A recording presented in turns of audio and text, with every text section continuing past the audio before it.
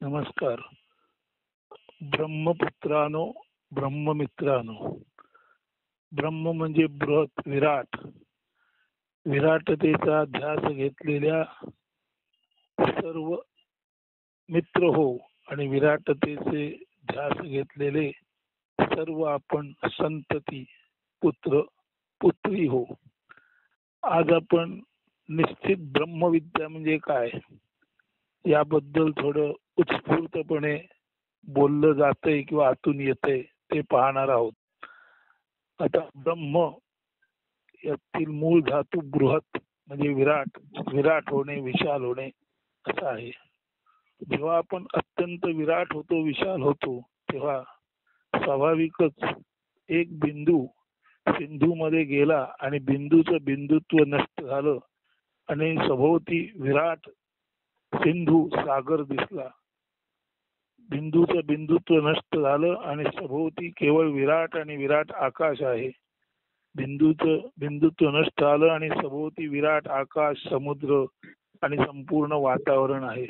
म्हणजे मर्यादितता नष्ट आली आणि अमर्यादित सर्व आहे. आणि त्या अमर्यादित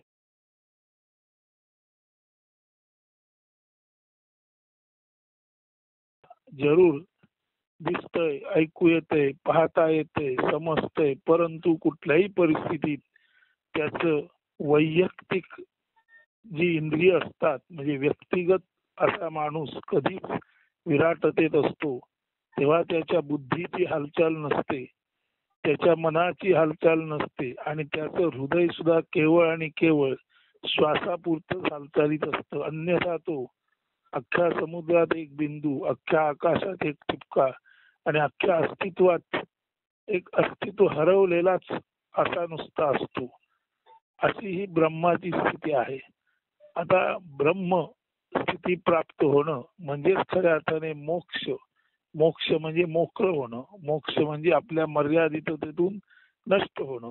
मोक्ष म्हणजे आपल्या मर्यादितता नष्ट करून आपण अमर्याद होणं. तर ज्यांना मोक्ष मिळवायचा आहे, ज्यांना ब्रह्मप्राप्ती करायची आहे, मोक्ष आणि ब्रह्मप्राप्ती याचा अर्थ एकच आहे. आपण केवळ आणि केवळ विराट आहोत. आपण केवळ आणि केवळ अमर्याद आहोत. त्या कारणाने विराटाला आणि अमर्यादिताला स्वाभाविकपणेच विराट आणि जो अमर्यादित असतो त्याला स्वाभाविकपणेच आपलं बिंदुवत अस्तित्व जाणण्याची गरजच नाही. त्या अस्तित्वाबद्दल चिंता करण्याची गरजच नाही. त्या बिंदुवत अस्तित्वाकडे पाहण्याची गरज नाही. ते दिसण्याची गरज नाही, ऐकण्याची गरज नाही. तरी सुद्धा यदा कदाचित त्या विराटतेमध्ये आपण आपल्याला पाहिलं, दिसलं, ऐकलं, बोललो, तरी सुद्धा हे सर्व पाहणं, ऐकणं, बोलणं निव्वळ श्वासासारखं चालू असतं. आणि आपण विराट आहोत, आपण मर्यादित आहोत, आपण असे आहोत, तसं आहोत असा कुठलाही बुद्धीचा प्रक्षेप नसतो. कुठलीही मनाची हालचाल नसते. काही काही काही नसतं आणि फक्त असणेपणी असणं असतं. या गोष्टीला ब्रह्म म्हणतात. आणि ब्रह्मविद्या यातील समजून घ्या. ब्रह्म म्हणजे बृहत विराट आणि विद म्हणजे जाणीव आणि या म्हणजे जी विराटतेची जाणीव म्हणजे ब्रह्म विद या म्हणजे जी विद म्हणजे जाणीव. केवळ आणि केवळ आपल्या विराटतेची जाणीव असणं आणि त्याच जाणीवेमध्ये आपलं क्षुद्र अस्तित्व कायमस्वरूपी नष्ट होणं, अशी प्राप्ती, अशी स्थिती याला म्हणतात ब्रह्मविद्या. विराटतेमध्ये व्यक्तिगत बिंदुत्व नष्ट होणं, ही विद्या प्राप्त होणं याला ब्रह्मविद्या म्हणतात. आणि ही ब्रह्मविद्या म्हणजेच मोक्ष. मोक्ष याचा अर्थ कुठल्याही तऱ्हेने आपण बंधनात नसणं, केवळ आणि केवळ एखाद्या मोकळ्या मैदानात एखादं चिमणी मजेत फिरत असते तसं त्या मोकळ्या मैदानामध्ये विराटतेमध्ये आपलं असणं. विराट झाल्यामुळे दिसायला जरी आपण डोळ्यांना लहान दिसत असलो तरी फिरताना आपण आपल्या विराटतेमध्ये विराट रूपाने विराटतेची क्रीडा करत असतो, पाहत असतो, जाणत असतो, ऐकत असतो, बोलत असतो. फक्त आणि फक्त तिथे व्यक्तिगत क्षुद्रतेला अजिबात स्थान नसतं. याला म्हणायचं ब्रह्म विद्या. ब्रह्म म्हणजे बृहत, व्यापक, विराट. विद म्हणजे जाणीव, आणि या म्हणजे जी व्यापकतेची जाणीव म्हणजेच ब्रह्मविद्या, आणि यालाच मोक्ष म्हणायचं. आता प्रश्न असा आहे, माणसं अनेक कर्म करतात. माणसं जी अनेक कर्म करतात त्यामध्ये प्रत्येक कर्माला काहीतरी फळ, काहीतरी इच्छा, काहीतरी अपेक्षा सर्वसाधारण असते. माणूस भरपूर प्रयत्न करतो तेव्हा त्याला कुठेतरी पैसा मिळवायचा असतो, कुठेतरी सुखसाधनं मिळवायची असतात, कुठेतरी आपली विषयपूर्ती, मग ती कामवासना असेल किंवा धनाची असेल किंवा प्रसिद्धीची असेल, अशा विषयांची पूर्ती करायची असते. आता ब्रह्म म्हणजे केवळ आणि केवळ विराट असणे आहे. तिथे व्यक्तिगत कोणतीच आशा नाही. त्यामुळे ब्रह्मविद्या किंवा मोक्ष ज्याला मिळवायचा आहे त्याला कुठल्याही कर्माचं असणं हे अयोग्यच आहे. म्हणजे बघा, सर्वसाधारणपणे माणसामध्ये उर्मी म्हणजे लाटा येत असतात. कसली उर्मी आहे? भुकेची उर्मी आहे, क्षुधा. कसली उर्मी आहे? तृषेची उर्मी आहे, तहान. म्हणजे भूक, तहान किंवा क्षुधा, तृषा. कसली उर्मी आहे? काम. काम म्हणजे सेक्स बद्दल असेल किंवा इतर इच्छा असतील. म्हणजे कसली उर्मी आहे? भुकेची आहे, तहानेची आहे, कामाची म्हणजे वेगवेगळ्या विषय वासनांची. मग ती दारेशना, वित्तेशना, लोकेशना म्हणजे स्त्री पुत्र आदी, धनसंपत्ती आदी, आणि सत्ता आणि मत्ता मिळवण्याची. म्हणून भुकेची ईषणा आहे किंवा भूक आहे, तहान आहे, काम आहे, क्रोध आहे. भूक, तहान, काम, क्रोध. त्यानंतर जरा, अरे आपण हळूहळू वृद्ध होतो ही भीती आहे, आणि आपणाला कधीतरी हा देह सोडून जावा लागणार ही मृत्यूची भीती आहे. म्हणजे भूक, तहान, क्रोध, माया, मोह किंवा काम. भूक, तहान, क्रोध, मोह किंवा काम. जरा म्हणजे वृद्धत्व, आणि मृत्यू म्हणजे देहत्याग. या 6 उर्मी आहेत माणसामध्ये. भूक, तहान, क्रोध, मोह, जरा आणि मृत्यू. या 6 उर्मी माणसामध्ये सतत उमटत असतात, आणि या 6 उर्मींना अनुषंगूनच माणसाची कर्म चालू असतात. भुकेसाठी काहीतरी खटपट आहे, तहान भागवण्यासाठी खटपट आहे, कामवासना भागवण्यासाठी खटपट आहे. क्रोध आला तर त्या क्रोधातून काहीतरी विपरीत घडण्याची खटपट आहे, म्हणजे ते कर्मच आहे. आपण वृद्धत्व आलं तर पुन्हा आपणाला तारुण्य मिळावं असं वाटण्यासाठी खटपट केलेली ते कर्मच आहे, आणि मरण येऊ नये म्हणून केलेली खटपट तर ते कर्मच आहे. म्हणजे भूक, तहान, क्रोध, काम, जरा आणि मृत्यू या संदर्भातच माणसाची सर्व कर्म असतात. त्यामुळे सर्व कर्म हे काही ना काही मिळवण्यासाठी असतात. आणि मोक्ष किंवा ब्रह्मविद्या आणि पूर्ण मोकळीक असणं, अनकंडिशनली फ्री असणं, आणि बृहत असण्याची जाणीव असणं म्हणजे ब्रह्मविद्या. आपण विराट आहोत ही जाणीव, आणि आपण कायमस्वरूपी मोक्षच आहोत ही जाणीव जिथे आहे तिथे मात्र या उर्वरित 6 उर्मींचं काम नसतं. म्हणून जी जी कर्म केली जातात ती भूक भागवण्यासाठी, तहान भागवण्यासाठी, काम भागवण्यासाठी, क्रोधाच्या संदर्भात ज्या काही क्रिया प्रतिक्रिया असतात त्यासाठी, वृद्धत्वासंदर्भात आणि मृत्यू येणाऱ्या भीतीने अशी ही कर्म चालू असतात. आणि मोक्ष म्हणजे केवळ मोकळे असणे आहे. ब्रह्मविद्या म्हणजे आपण केवळ विराट आणि अंतिम आहोत याची जाणीव आहे. म्हणून मोक्ष आणि ब्रह्मविद्या इथे कोणत्याही कर्माला स्थान नाही. आता मग ज्याला मोक्ष मिळवायचा आहे, ज्याला आपण विराट आहोत ही जाणीव ज्याला प्राप्त व्हायचे, मग एखादा म्हणेल मोक्ष मिळवण्यासाठी कर्म नको का? एखादा म्हणेल ब्रह्मप्राप्तीसाठी कर्म नको का? तर त्याचं उत्तर असं आहे, मोक्ष मिळवणं आणि ब्रह्मप्राप्ती ही जोपर्यंत आपल्याला त्याचं इंगित समजलं नाही तोपर्यंत इच्छा आहे.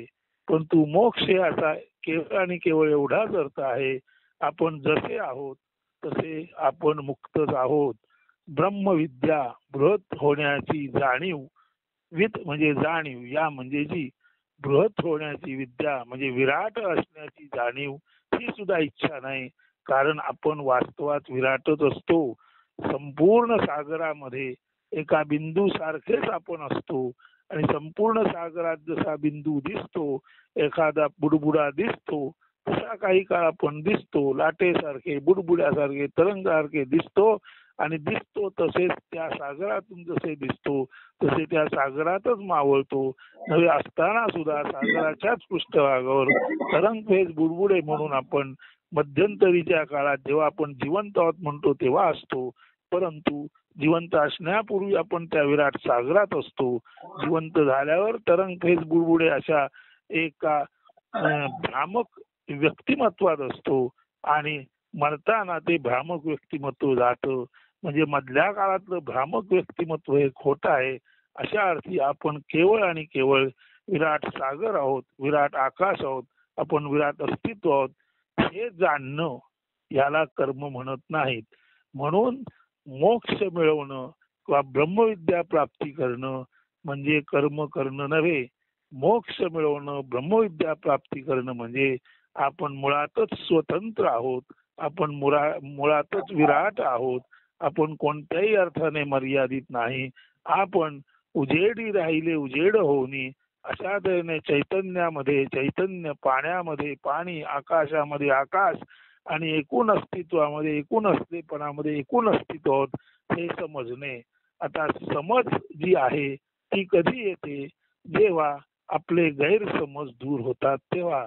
म्हणजे मोक्ष प्राप्तीसाठी, ब्रह्मप्राप्तीसाठी काहीतरी कर्म करावी लागतात. ही आपली गैरसमज दूर झाली की ताबडतोब आपण मोक्षाच्या स्थितीत, ब्रह्माच्या स्थितीत असतो. म्हणून कर्मामुळे कधीच मोक्ष मिळत नाही, कर्मामुळे कधीच ब्रह्मप्राप्ती मिळत नाही. कर्मामुळे जे मिळतं ते आपल्या मर्यादित असणेपणाला हवं हवं जे वाटतं त्याची कमी जास्त पूर्ती कर्मामुळे होते.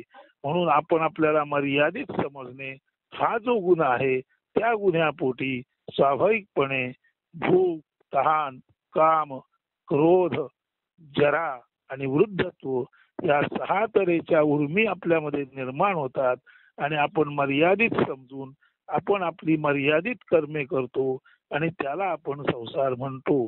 परंतु वास्तवात आपण अमर्यादित आहोत, वास्तवात आपण पूर्ण मुक्त आहोत, वास्तवात आपण विराट असलेपणच आहोत. हे जेव्हा कळतं तेव्हा काय होतं? हे कळतं तेव्हा आपल्यातली सर्व कर्म निःशेष होतात आणि अशा कर्मरहित अवस्थेमध्ये आता समजा बोलताना तुमच्याजवळ हा माणूस बोलतोय, तुम्हाला वाटेल हा कर्म करतोय, पण नाही. ज्या वेळेला बृहत म्हणजे व्यापक, विद म्हणजे जाणीव, या म्हणजे जी व्यापकतेची जाणीव, व्यापकता ही जाणीव म्हणजे ब्रह्मविद्या, मोक्ष ही जाणीव म्हणजे ब्रह्मविद्या जेव्हा तुमच्यामध्ये निर्माण होते किंवा जेव्हा त्या जाणीवेतच तुम्ही असता तेव्हा त्या जाणीवेतूनच काय नष्ट झालं पाहिजे हे तुम्हाला कळतं. म्हणून बृहत असण्यामधूनच, विराट असण्यामधूनच, मोक्षात असण्यामधूनच स्वाभाविकपणे आपण मर्यादित नाही, आपण व्यक्ती नाही, आपण आयडेंटिटी नाही, तर आपण इन्फिनिट अनंत तत्व आहो हे समजतो.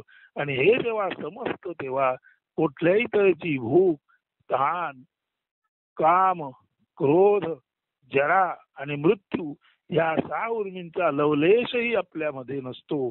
तेव्हा कर्म ही केवळ आणि केवळ 6 उर्मींच्या लाटांमुळे होतात.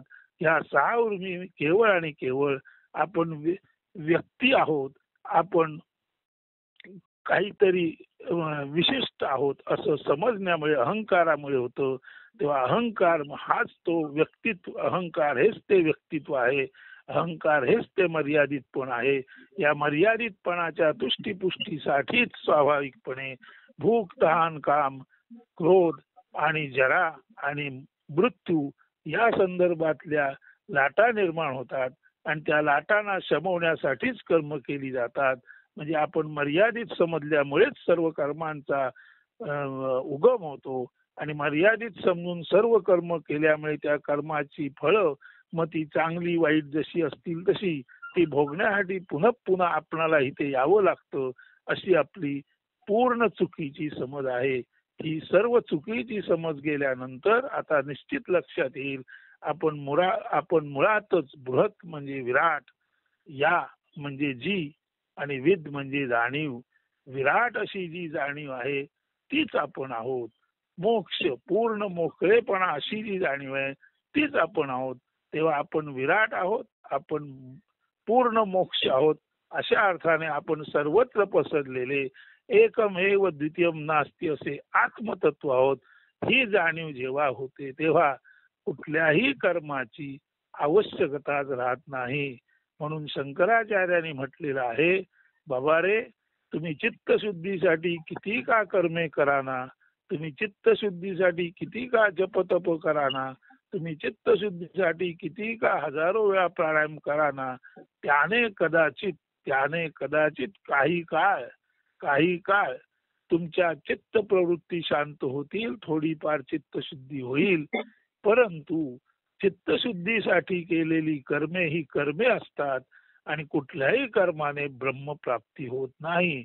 म्हणून जप, जाप्य, पूजा, विधी, निषेध, यज्ञ, याग, नामस्मरण, भक्ती, ज्ञान, कर्म यापैकी कुठल्याच गोष्टीने, कारण ही सरते शेवटी सर्व कर्मेच आहेत, यापैकी कुठल्याच गोष्टीने ब्रह्मप्राप्ती होत नाही, मोक्ष सिद्ध होत नाही. केवळ आणि केवळ कर्म ही व्यक्तिगत पातळीची गोष्ट आहे आणि आपण तर व्यक्ती नसून आपण समष्टी आहोत, आपण समग्र आहोत, आपण व्यापक आहोत, आपण विराट आहोत ही जाणीव, आपण पूर्णपणे मुक्त आहोत ही जाणीव, ही जाणीव जी आपल्यामध्ये जन्मजात आलेली आहे ती जाणीव आपण कधी जाण्याचा प्रयत्नच केला नाही.